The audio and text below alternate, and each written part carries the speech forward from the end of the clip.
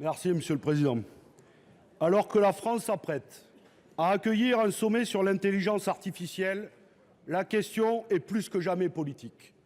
L'IA ambitionne de révolutionner l'ensemble de notre quotidien et porte en elle autant de promesses d'émancipation que de risques d'aliénation.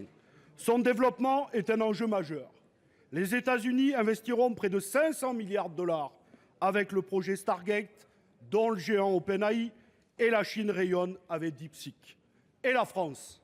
Le crash de l'application Lucie est le terrible exemple d'une industrie détricotée, d'une recherche affaiblie, une nouvelle fois amputée d'1,5 milliard dans votre budget.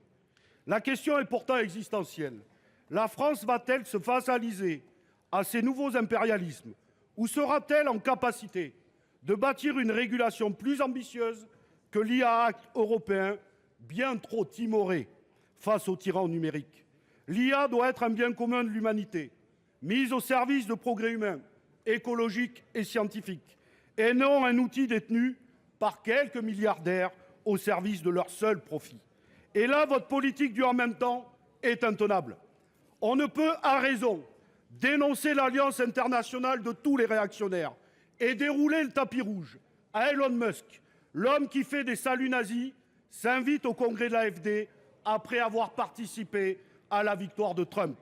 Il met sa fortune au service de la désinformation avec X, des guerres commerciales et des conquêtes coloniales, du Groenland à Gaza, pour accélérer encore la destruction de l'ensemble du vivant.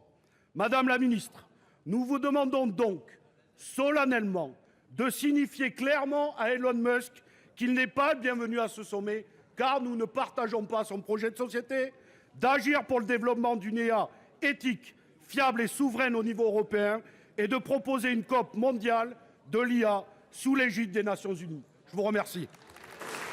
Pour vous répondre, la parole est à la ministre déléguée chargée de l'intelligence artificielle et du numérique, Madame Clara Chapaz. Monsieur le Président, Mesdames, Messieurs les sénateurs, sénatrices, Monsieur le Sénateur, je vous remercie pour votre question. L'IA transforme nos vies. Je vous rejoins là-dessus. Nous étions hier à l'Institut Gustave Roussy et nous avons pu voir comment les chercheurs français, ici, utilisent l'intelligence artificielle pour être dans un centre d'excellence internationale et accélérer la recherche contre le cancer. Nous sommes pleinement conscients de l'importance d'avoir des intelligences artificielles ici, en France, souveraines. Comment et pourquoi, depuis 2018, nous n'avons pas attendu les entreprises comme celles que vous avez mentionnées pour se saisir du sujet? Nous ne les avons pas attendues pour nous doter d'une stratégie pour l'intelligence artificielle nationale qui a mis 2,5 milliards d'euros dans cette technologie. La meilleure réponse, on me parle de 500 milliards d'euros avec les annonces de M. Trump. On me parle aussi du modèle chinois DeepSeek qui se serait entraîné sur bien moins d'argent que ça. Ce que cela nous dit, c'est que nous sommes au début de cette technologie. Et la meilleure réponse, c'est la nôtre, c'est d'investir dans nos talents. Les chercheurs français sont reconnus dans le monde entier, d'investir dans nos infrastructures et d'investir dans les entreprises. Vous en avez d'ailleurs en Seine-Saint-Denis comme Altimetrix qui utilise l'IA pour l'industrie. Nous sommes au rendez-vous.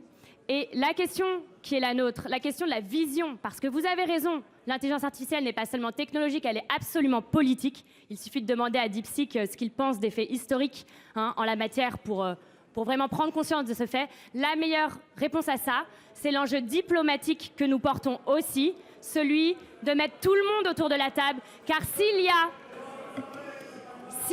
Laissez la ministre répondre et vous répondrez. S'il y a 20 ans, nous nous étions assis tous ensemble pour développer les technologies du numérique, nous n'en serions pas là aujourd'hui. La meilleure réponse à ces menaces, c'est d'innover ici, en France, en européen, de rester très ferme sur nos valeurs et d'avoir nos solutions.